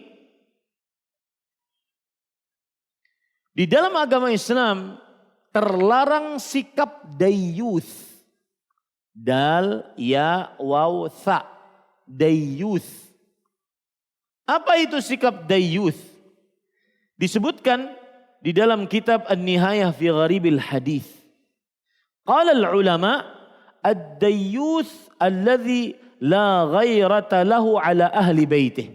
Laki-laki dayyuth adalah laki-laki yang tidak memiliki rasa ghairah, rasa cemburu atas keluarga perempuannya. Ya, itu penafsiran dayyuth yang pertama. Disebutkan di dalam kitab Az-Zawajir Anil Iqtirafil Kabair yang ditulis oleh Al-Hafidh Al-Imam Ibnu Hajar Al-Haytami. Beliau mengatakan, wa fil muhkami ad-dayyuth alladhi yudkhilur rijala ala haramihi bihaitsu yarahum. Nih perhatikan. Ini yang saya katakan tadi, yang di warung soto tadi. Mana laki-lakinya? Dayyuth adalah laki-laki yang memasukkan laki-laki lain kepada keluarga perempuannya. Sedangkan dia lihat. Memasukkan, hanya sekedar memasukkan agar kumpul. Di hadapan laki-laki lain, memasukkan laki-laki yang bukan mahramnya ke dalam keluarga perempuannya yang merupakan mahramnya. Padahal dia melihat perbuatan tersebut. Ini adalah dayyuth. Dan di dalam agama Islam, dayyuth adalah perbuatan dosa besar karena diancam siksa neraka. Sebagaimana Abdullah bin Abbas radhiyallahu anhu ketika menafsiri dosa besar, kullu dzambin khatamahu Allah binar au la'nah au adzab au ghadab. Setiap dosa diancam dengan neraka, laknat, siksa, murka, itu adalah dosa besar. Dayyuth dosa besar. Dalam hadis yang diriwayatkan oleh Imam An-Nasa'i dari Abdullah bin Umar radhiyallahu anhuma, Rasulullah sallallahu alaihi wa alihi wasallam bersabda, "Thalathatun la yanzurullahu azza wa jalla ilaihim yaumil qiyamah." 3 orang yang Allah tidak akan melihat mereka pada hari kiamat. Jangankan diurus, ditoleh saja tidak oleh Allah SWT. Al-'aqu liwalidayh. Orang yang durhaka kepada kedua orang tua. Sedikit menyimpang tentang kedurhakaan orang tua. Saya katakan tidak ada dosa yang Allah ingin segerakan siksanya bagi pelakunya di dunia kecuali dosa durhaka kepada orang tua. Jangan pernah durhaka para ikhwan. Menunjuk, mencelengkan mata, mengangkat suara, membuat mereka nangis, membentak, menghardik. Jangan pernah. Hancur hidupmu, hancur. Dan sebaliknya, tidak ada pahala yang Allah ingin segerakan pemberiannya kepada pelakunya di dunia dibandingkan selain amal bakti kepada orang tua. Pasti mulia, pasti sukses. Yang bakti orang tua. Dan saya pesan nih kepada anak-anak muda. Kadang-kadang sebagian anak berbakti pada orang tuanya dari mulai umur 15 tahun sampai 20-an tahun. Tapi ketika mau menikah, durhaka pada orang tua. Marah dengan orang tua karena orang tua tidak setuju dengan pilihannya. Padahal tidak bertentangan dengan syariat Islam. Taati saja. Taati saja. Kemudian para ikhwah, yang pertama orang yang durhaka pada kedua orang tua. Wal mar'atul mutarajjilah, wanita yang menyerupakan dirinya dengan laki-laki. Wad-dayyuth, dan laki-laki yang tidak mempunyai rasa cemburu terhadap keluarga perempuannya. Dalam hadis yang lain, Rasul sallallahu alaihi wasallam bersabda, perhatikan baik-baik tentang ad-dayyuth. Dalam hadis yang lain,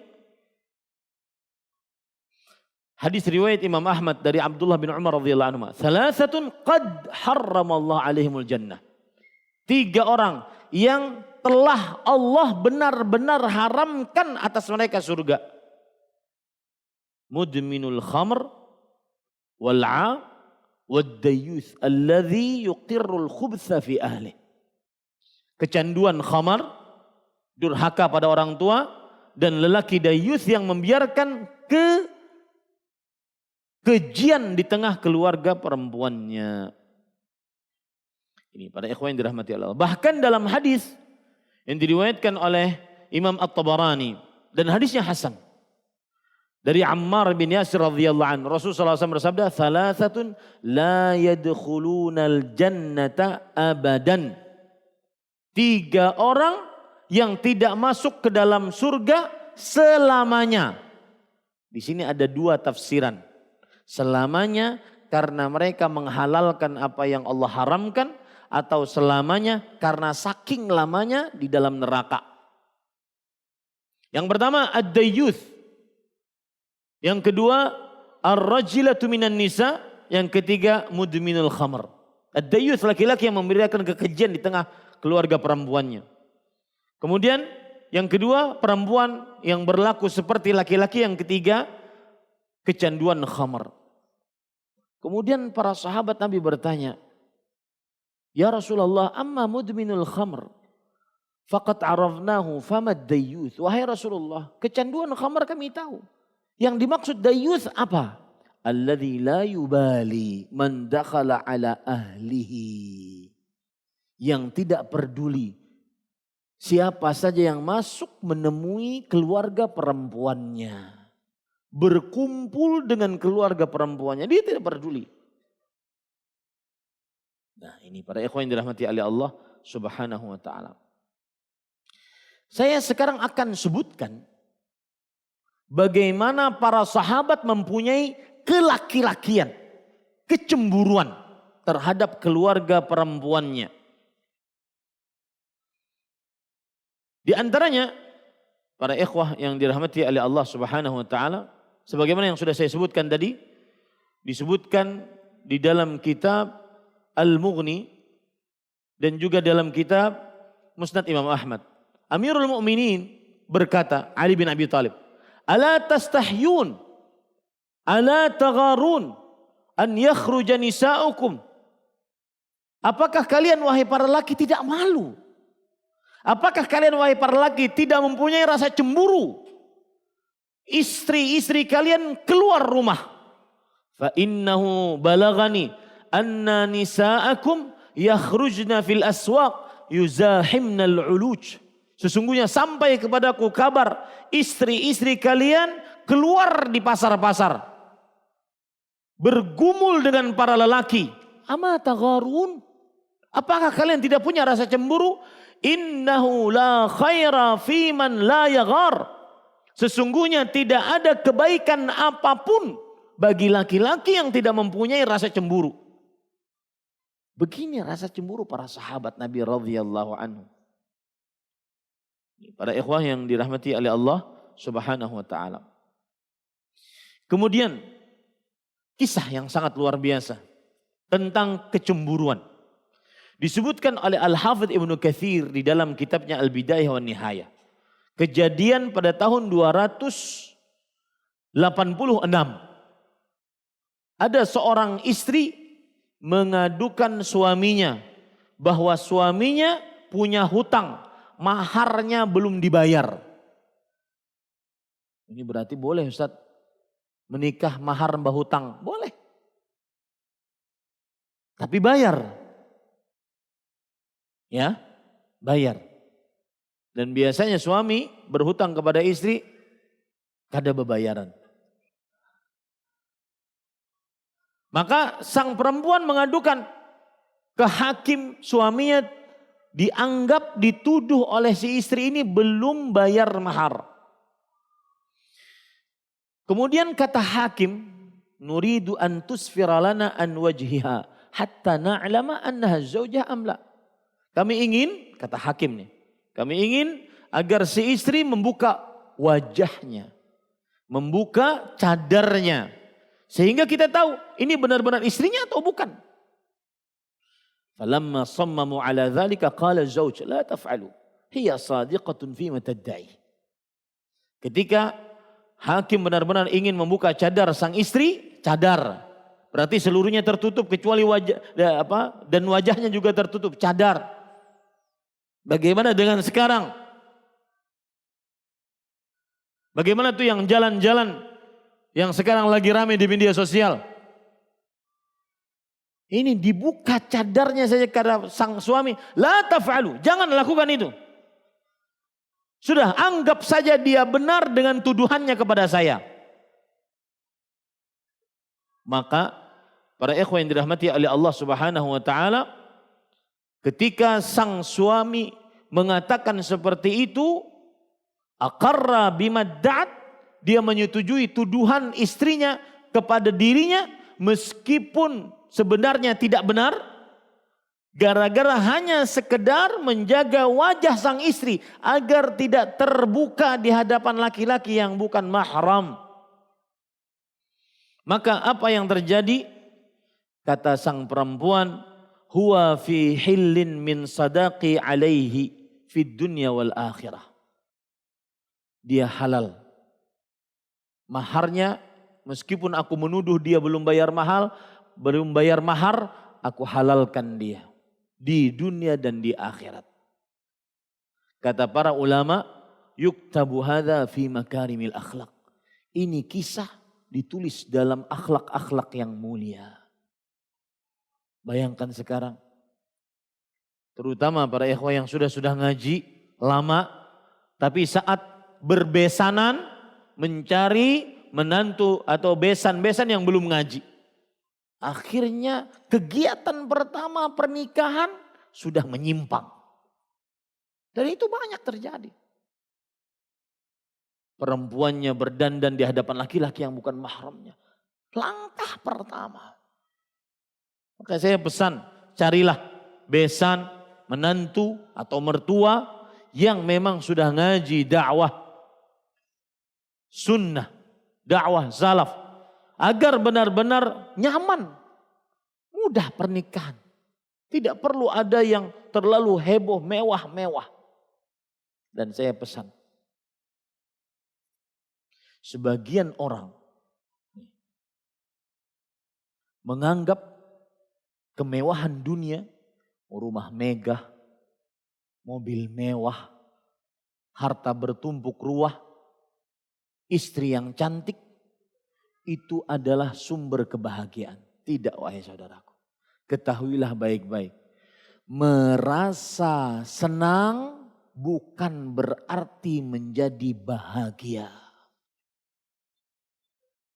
Garis bawah itu baik-baik.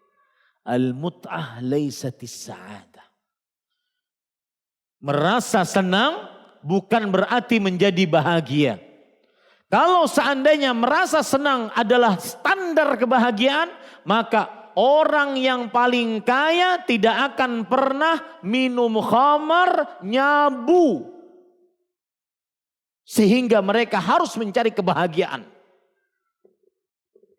Kalau standar kebahagiaan adalah dengan merasa senang, maka wanita-wanita yang cantik tidak mungkin cerai dengan suaminya.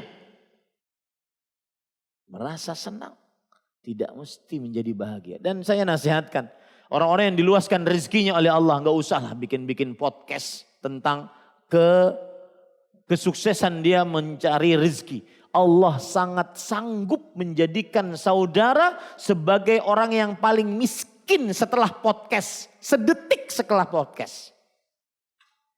Dan saya anggap itu, mohon maaf bahasa saya, itu yang diwawancara orang kaya, menceritakan bagaimana kekayaannya, itu new karun.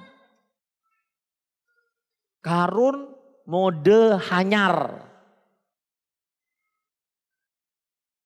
Innama utitu ala ilmin indi. Aku dapatkan kekayaan ini karena kepintaranku. Dan saya juga berpesan, para kawan-kawan yang ingin berdagang berusaha, nggak usah masuk kelas-kelas entrepreneur, nggak usah. Pelajari saja hadis Rasulullah SAW tentang tata cara berdagang, cukup. Konsepnya cuma dua, ittaqullah wa ajmilu fit talab. Perbaiki hubunganmu dengan Allah, perbagus jualanmu, selesai. Itu usaha. Ini para ikhwah yang dirahmati oleh Allah Subhanahu wa ta'ala.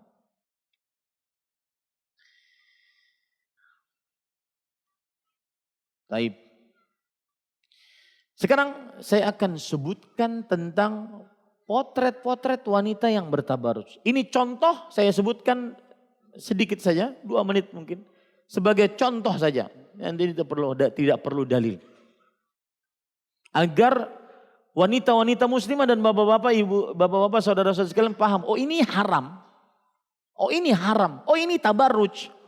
Yang pertama, wanita muslimah menampakkan wajahnya yang cantik di hadapan laki-laki yang bukan mahramnya.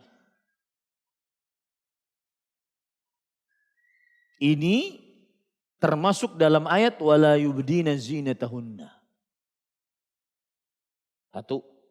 Yang kedua, wanita-wanita muslimah menampakkan wajahnya yang cantik disertai make up yang indah. Tambah.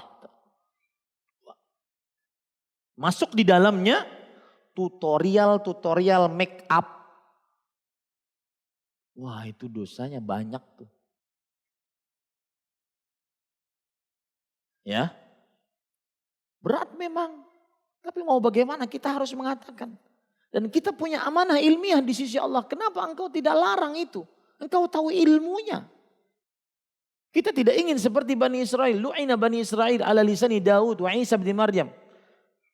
Dzalika bi annahum la yatanahawna 'an munkarin fa'alu. Labisa ma qaddamu anfusahum law kanu ya'lamun. Yang artinya dilaknat Bani Israel melalui lisan Nabi Daud dan Nabi Isa alaihi salam. Itu disebutkan oleh Allah Subhanahu wa taala. Saya takut salah ayatnya. Surah Al-Maidah ayat 79. Lu'ina alladhina kafaru min Bani Israil ala lisani Daud wa Isa bin Maryam dzalika bima asaw wa kanu ya'tadun. Telah dilaknat orang-orang kafir dari Bani Israel melalui lisan Nabi Daud dan Isa putra Maryam. Yang demikian itu disebabkan mereka durhaka dan selalu melampaui batas. Kanu la yatanahawna 'an munkarin fa'aluhu labisa ma kanu yaf'alun. Mereka satu sama lain tidak melarang tindakan mungkar yang mereka perbuat, tidak melarang, harus dilarang para ikhwan. Yang kedua, yang ketiga, termasuk tabarruj adalah wanita yang tidak menutup auratnya. Rambutnya terbuka, bagian tubuhnya terbuka, tidak menutup auratnya. Itu tabarruj. Yang keempat, wanita yang memakai perhiasan, anting, kalung, gelang, tangan, gelang kaki, cincin hidung. Ya, cincin hidung kalau kan ngaranya cincin hidung lah. Yang tusuk sini ada di sini lagi. Ya. Atau pacar, hinna, dan ditampakkan di hadapan laki-laki yang bukan mahramnya. Memakainya jika tidak ditampakkan walaupun di luar rumah boleh. Sekarang ibu-ibu memakai, nggak kelihatan, boleh. Tapi ketika ditampakkan itu yang jadi masalah. 4 sudah. Yang kelima, wanita-wanita yang memakai minyak wangi dan dicium oleh laki-laki yang bukan mahramnya. Ayyuma imra'atin ista'tarat summa kharajat famarrat ala qaumin liyajidu rihaha fahiya zaniyah wa kullu 'ainin zaniyah. Hadis riwayat Tirmidzi. Wanita mana saja yang memakai minyak wangi lalu dia berjalan di hadapan laki-laki yang bukan mahramnya agar mereka mencium baunya, maka wanita tersebut adalah pezina. Dalam riwayat yang lain, fahiya kadza wa kadza. Seakan-akan Rasulullah SAW mengatakan wanita itu rendahan. Dan setiap mata yang melihat kepada wanita tersebut adalah wanita berzina. Laki-laki berzina.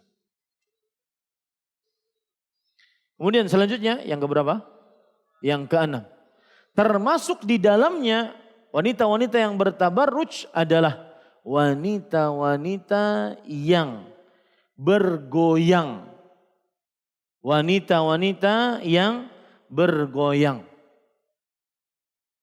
Dan ini dosa besar. Rasulullah sallallahu alaihi wasallam bersabda,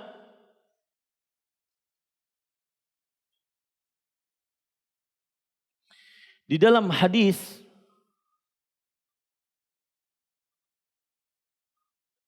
sayakunu fi akhir ummati khasfun wa maskhun wa qadhfun. Akan terjadi di tengah umatku khasfun. Khasfun itu adalah longsor. Tanah masuk ke dalam. Wa maskhun, perubahan rupa. Rupa manusia menjadi pohon, menjadi binatang. Wa qadhfun, batu-batu, hujan bebatuan. Kapan itu terjadi? Ketika ada wanita-wanita biduanita yang disebut di dalam hadis al-qayyinat.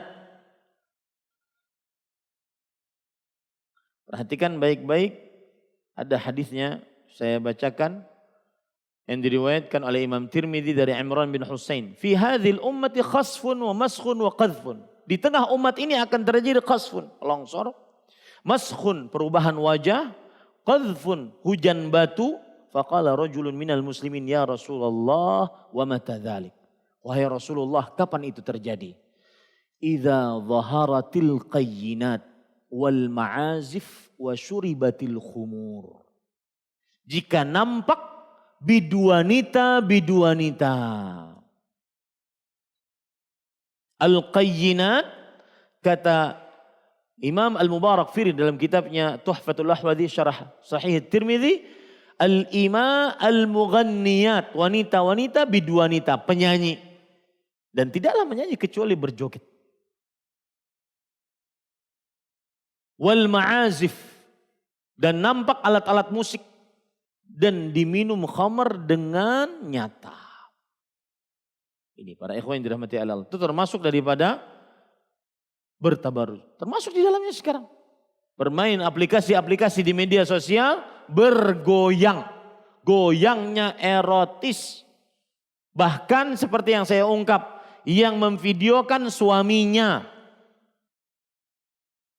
Dan mengambil uang penghasilan darinya. Subhanallah, bertambah-tambah. Haram tuh hasilnya. Nah ini kira-kira para ikhwah yang dirahmati oleh Allah Subhanahu wa taala. Termasuk daripada tabarrus diantaranya juga adalah wanita-wanita yang memakai pakaian transparan. Terlihat warna kulit tubuhnya. Itu yang ke-7. Yang ke-8, wanita-wanita yang bertabarrus adalah wanita-wanita yang memakai pakaian yang ketat. Membentuk seluruh tubuhnya.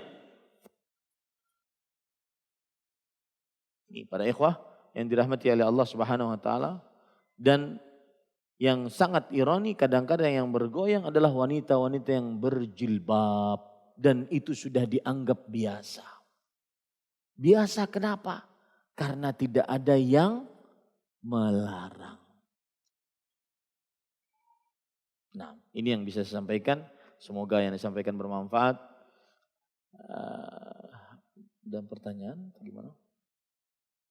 Nah, katanya tadi sampai jam 9 masih ada waktu 10 menit. Jika ada yang bertanya dipersilahkan. Nah.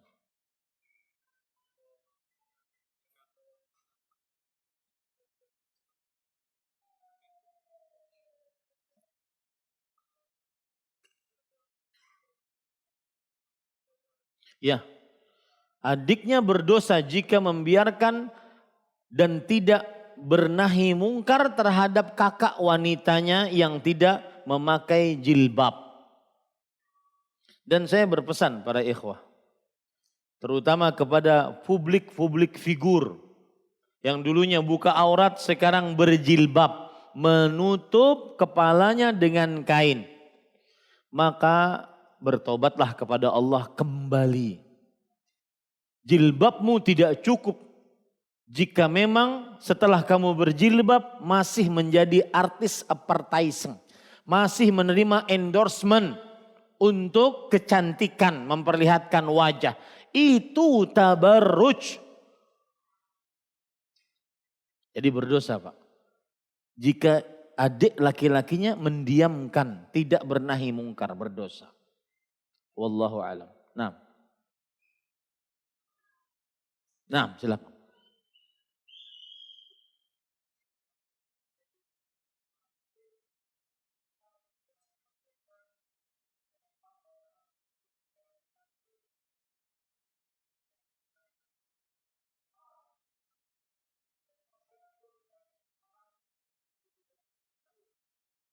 Bagus pertanyaan, paham Pak. Saya jawab dulu. Apakah lelaki di... Saya jawab dulu Pak, nanti saya lupa masalahnya. Apakah lelaki masih dianggap dayyuth kalau seandainya dia sudah memperingatkan keluarga perempuannya bahwa ini perbuatan kekejian? Maka jawabannya, jika dia sudah beramar ma'ruf nahi mungkar, selesai urusannya. Tapi terus-terusan. Ada seorang suami pernah bertanya kepada saya, Ustadz, sampai berapa kali suami menasehati istrinya agar sholat? Rupanya sang istri tidak sholat, wajib.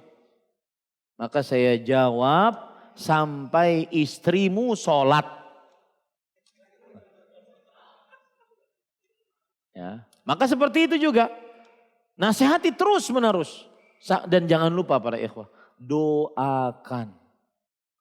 Ad-du'a yaf'alu bil mustahil indal abd. Doa menjadikan sesuatu yang mustahil menjadi mungkin di sisi Allah Subhanahu wa taala. Jangan lupa doa. Ibunya Abu Hurairah masuk Islam gara-gara doa. Allahumma hdi umma Abi Hurairah. Zakaria dapat anak Yahya dalam keadaan tua, renta, istrinya menafos, mandul, gara-gara doa. Nabi Yunus selamat dari perut ikan paus di dalam lautan, dalam kegelapan laut, gara-gara doa. Maka berdoalah kepada Allah agar keluarga perempuan kita mau berjilbab.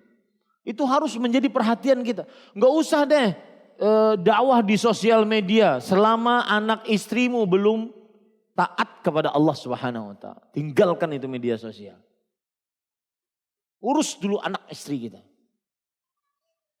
Ini para ikhwah. Silakan yang kedua, Pak.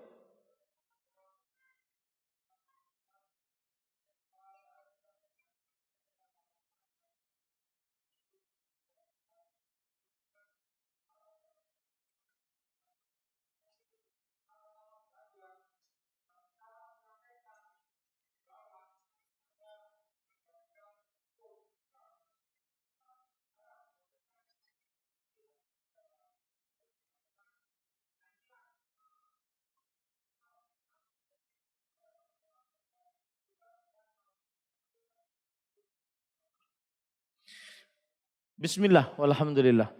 Maka jawabannya adalah letaknya pada pemahaman. Mungkin dalil paham, dalil tahu, hafal mungkin. Dari Al-Quran, hadis Rasul. Tetapi pemahaman. Dan khusus untuk masalah musik dan nyanyian tidak ada khilaf. Dia ijma', saya sudah nukil tuh di dalam YouTube saya. Silahkan cek, ijma'. Jadi gak benar itu ada khilaf. Dan kalaupun ada khilaf, jadi begini para ikhwan. Sebagian orang menganggap kalau sudah ada khilaf, ya berarti boleh dong milih yang membolehkan. Enggak, tidak semua yang khilaf kemudian itu mu'tabar khilafnya. Paham maksud saya? Kalaupun khilafnya mu'tabar harus mencari yang lebih sesuai dengan dalil. Dari Al-Quran dan Sunnah. Bukan yang paling mudah. Saya beri contoh nih. Memanjangkan jenggot. Mungkin terjadi khilaf di antara para ulama. Ada yang mewajibkan, ada yang mensunnahkan. Maka pada saat itu mungkin dianggap khilafnya mu'tabar. Diakui khilafnya. Taib. Bukan berarti kemudian mencari yang paling mudah. Carilah yang sesuai dengan dalil. Apalagi khilafnya tidak mu'tabar.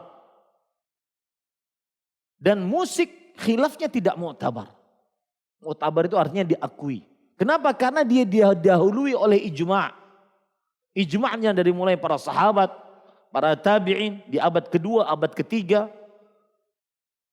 Paham ya? Tidak ada khilaf di antara, saya kan dihujat masalah itu. Biarkan saja. Dan saya halalkan mereka yang menghujat. Ya. Tidak ada khilaf di atas itu. Ijma' dia. Nabi mengharamkan, para sahabat mengharamkan, para tabi'in mengharamkan, para tabi'ut tabi'in, 4 imam mengharamkan. Enggak ada khilaf, enggak ada khilaf, enggak ada khilaf, kedide khilaf. Muarnya ulun.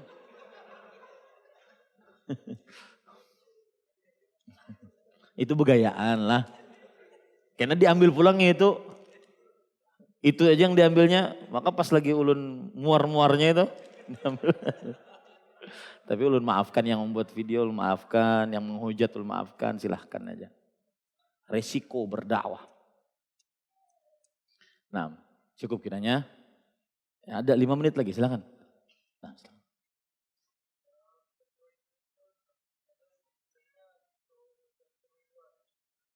Bagus pertanyaan ini. Bagaimana sikap kita untuk mendakwahi orang tua? Amalkan saja yang disebutkan dalam surah Al-Isra. Wa qadha rabbuka alla ta'budu illa iyyahu wa bil walidaini ihsana. Berbuat baik kepada orang tua. Bakti dulu sama orang tua. Baru bisa mendakwahi. Jadi dijadikan Anda di mata orang tua anak yang bakti. Ihsana. Imma yablughanna 'indakal kibara ahaduhuma aw kilahuma fala taqul lahumā uff. Yang kedua, jangan pernah membantah orang tua. Jangan pernah membantah orang tua. Meskipun kita yang benar, orang tua salah, jangan pernah bantah. Sudah diam saja. Fala taqul lahumā uff wa la tanharhumā. Jangan menghardik mereka. Saat mengajari, mendakwahi jangan menghardik. Dasar pian nih, penghuni neraka pinanya. Jangan menghardik. Ya, jangan menghardik. Wala tanharu qul lahumā qawlan karīmā. Ucapkan ucapan yang baik. Ucapan yang baik dimaksud oleh para ulama di sini adalah kal qaulil 'abdil mudznib amama sayyidil fadhil ghalidh. Seperti ucapan seorang budak yang melakukan kesalahan di hadapan tuannya yang bengis. Pelan-pelan. Ya, misalkan orang tua diajak berjilbab, maka diambil ucapan yang baik. Mah, ulun hendak kita masuk surga berataan. Dan masuk surga itu orang-orang yang taat kepada Allah. Mudah-mudahan kita semua bisa taat. Pian kawa berjilbab, sudah cukup. Tidak perlu macam-macam, sudah cukup. Ya.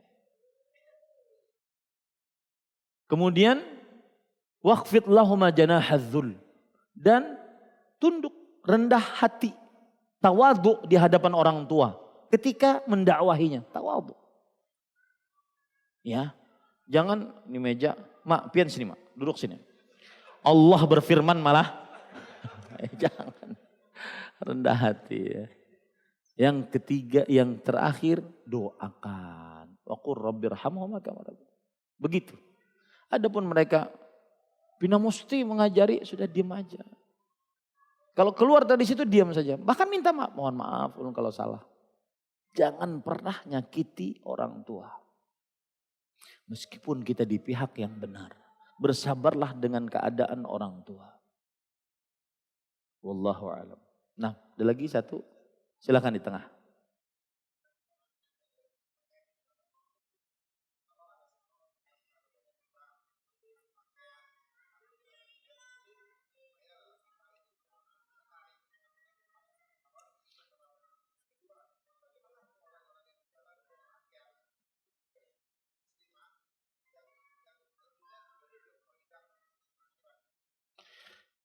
Bagaimana seorang wanita muslimah, dia anggap ini bukan pakaian tabarruj. Lalu dia keluar di hadapan laki-laki yang bukan mahramnya. Apakah itu disebut dengan tabarruj? Pak, ada batasan. Ini pakaian kalau dipakai indah banget. Itu yang terlarang. Dan itu memang dia relatif. Tidak bisa kita katakan warnanya pinky-winky. Itu yang dilarang. Enggak. Dia bukan berdasar warna, bukan berdasar bentuk, tetapi keindahan. Kapan dia ada keindahan, lebih baik dijauhi. Dia memang relatif, Pak. Tidak bisa kita batasi bentuknya begini, warnanya enggak bisa. Karena ayatnya wala yubdina zinatahun. Jangan kalian wahai para perempuan memperlihatkan zina. Zina itu perhiasan.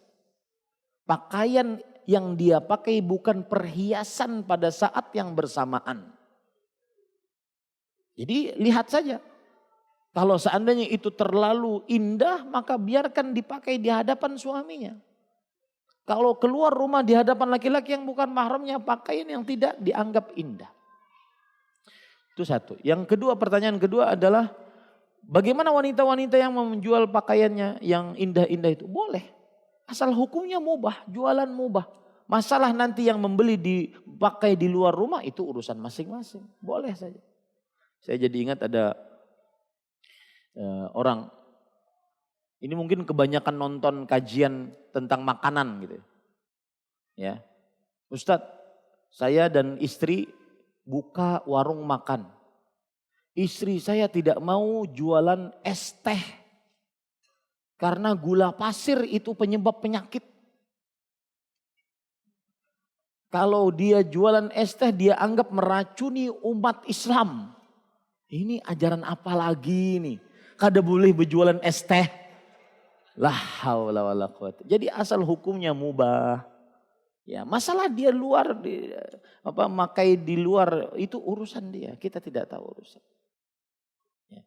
Kalau seandainya itu tidak boleh dijual, maka bagaimana orang yang berjualan pakaian dalam? Sekalinya dipakai di luar. Ya, ini para ikhwah. Nah, itu kira-kira yang bisa saya sampaikan. Kita cukupkan dengan kafaratul majlis. Subhanakallahumma hamdika asyhadu an la ilaha illa anta astaghfiruka wa atubu ilaik. Sallallahu nabiyana Muhammad walhamdulillahirabbil alamin. Wassalamualaikum warahmatullahi wabarakatuh.